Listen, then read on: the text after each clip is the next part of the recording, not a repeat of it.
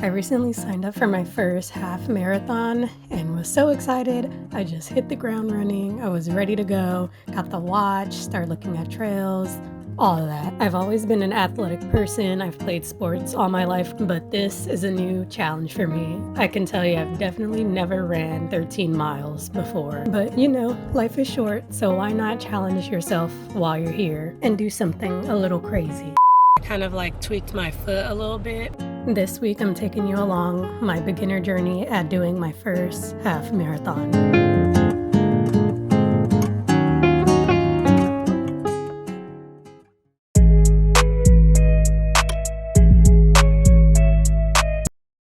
Alright, so boom. One of my friends hit up the group chat and was like, hey, let's run a half marathon. It's in LA. There's a Doechii concert afterwards. So it just seemed like a win-win situation. I get an excuse to take another random weekend trip down to LA. I get to have a cool experience with a group of my friends and 3 free Doechii performance. So it was all, the math was mathing to me. Personally, I've never really had the desire to run a half marathon or marathon or anything like that. I've always said I wanted to complete like a fun run type of thing, like a color run or a mud run, but I've never really had the desire to do any sort of like long marathon type of thing. Do enjoy just running out of my own like physical fitness and just keeping that, because I like to mix up my training styles and stuff. So I do love incorporating a good run outside on a nice day. I love going on hikes. Like I love all that. When the opportunity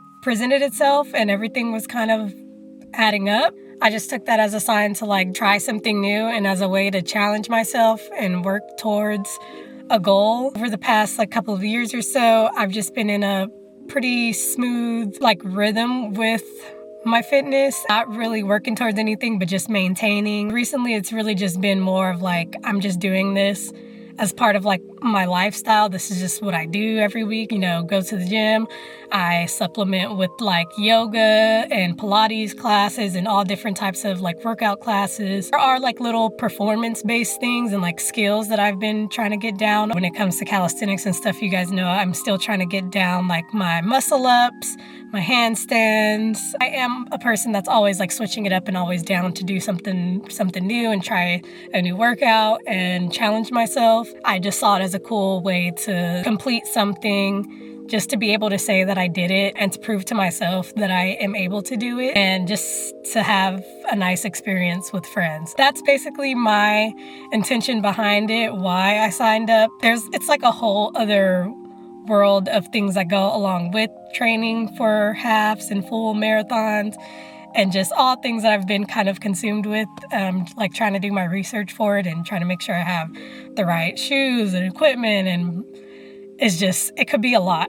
Maybe just seeing like my journey and my perspective can help out in some way or another. If I'm able to like show you my mistakes or show you what I do and simplify it down for you, then that will be super cool. So a heads up to some of the content that you may be seeing moving forward. I'm still gonna do like my daily lifestyle vlog stuff, making coffee, going out to adventures, all the normal stuff, but I will be trying to like throw in a little bit more of like my training regimen, I guess.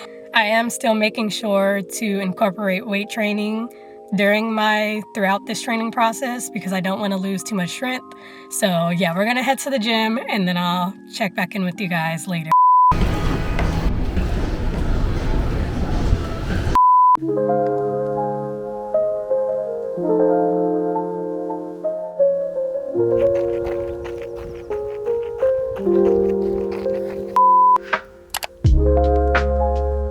Just got done with Pilates. I'm about to go try to get my feet analysis so that I can see what type of running shoes that I need. The other day I did a 5K, a little bit more than 5K. I did like 4 point something miles and I felt great while doing it. But the problem is I was wearing the wrong shoes, messed up, but I was like, oh, these might be good because I had like a little insole in them. So I was thinking, you know, extra support on the long run, but wrong. Now I feel like there's a bit of a foot strain. I was looking it up. This is what I found that matches closely to it. It feels a lot better today because I've had a couple of days in between of just like resting and not doing anything. And today I did Pilates and I could feel it a little bit, but it actually wasn't too bad. So I'm hoping just with enough like resting and not doing too much on it yet, that it's gonna get better. Even if I don't like purchase any shoes today, I just want to go and like maybe try some on and just see what feels the best so I know what to buy.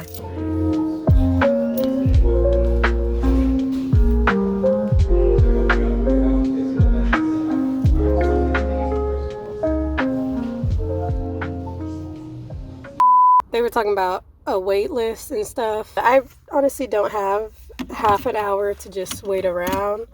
It probably would have been less. I probably would have been seen quicker than that, but I'll just come back like on a different day. Right now I'm about to go to the gym. It's my first session back at the gym since I kind of like tweaked my foot a little bit. I think really what the problem was that I, for one, should have just stuck with my shoes that I always wear, of like trying to use different running shoes. For two, I think maybe there's a possibility that I just went too hard too quickly. Like even though like I've done 5Ks before, I think just like switching that up and adding that into my routine and just going a little bit too hard instead of like progressively like adding longer, harder runs. I think that's the biggest challenge of doing this, is the mental aspect, because it's like even though I could do it and like mentally I'm like I could push through, it's like you really have to like make little micro adjustments to build towards the goal. I think just because I haven't like been consistently running like that, and especially at a trail like that where there's more like elevation and like unevenness, but at the same time I don't know, so I'm just going by trial and error here. And in the moment of running it, like it was challenging, but it wasn't like I felt great. It wasn't too hard to where I feel like, okay, this is too much for me. Honestly felt like I could have gone for more, but all that to say, I'm about to go do my first session back at the gym since like taking off for a few days. Definitely am not 100% yet. Like my foot is still bothering me, but I figure maybe I could do more like upper body, work on some more calisthenics. Any setback, it just kind of sucks, especially when I was like doing so good with my gym routine and so good with my fitness, and I was just in a really good place. And it just sucks to have this hurdle, this like impediment limiting me a little bit. Okay, we're just gonna adjust, roll with it. Yeah, today I'm gonna see how I'm feeling. I'm not gonna go too crazy. I'm not gonna lift crazy weights. I'm trying to stay off my foot as much as possible, especially because this upcoming weekend I have a shoot that requires me to be on my feet. At work, I'm on my feet too. So outside of that, I just try to like rest up as much as I can. But yeah, I'm gonna go see how I'm feeling after this session, but I'm not gonna do anything too crazy, too high impact. I'm really just gonna keep it simple and just see if that helps.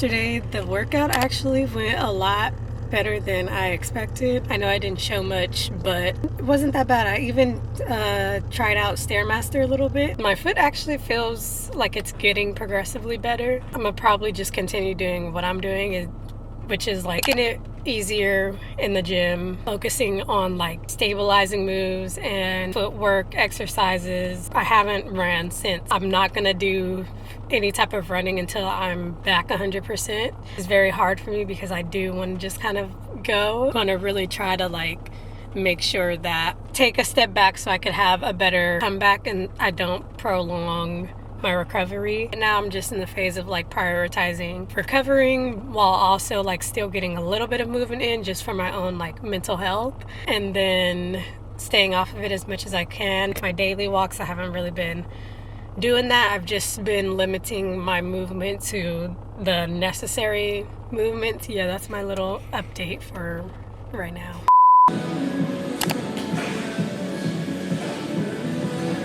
All right, y'all, another voiceover moment real quick.